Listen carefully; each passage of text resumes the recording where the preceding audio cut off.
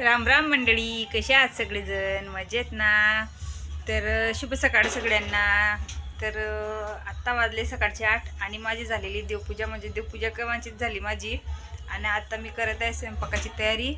तर मी आज बनवत आहे कांद्याची पात बरं का मंडळी. ही तीच कांद्याची पात आहे जी मी काल आणलेली शेतामधून.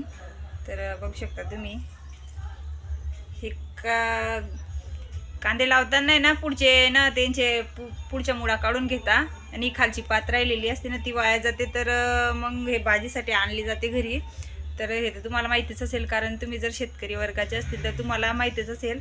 आणि जे नाही शेतकरी वर्गाचे त्यांना सांगत आहे मी की हे अशी कांद्याची पात असते, ती वरचे ते कांदे राहता बारीक बारीक ते कापून घेतले जाता आणि मुळासहित, आणि जी खालची पात असते ना ती पात आहे ना वाया जाते अशी. पण मग त्याच्यासाठी भाजीला वगैरे घेऊन येत असता घरी बाया.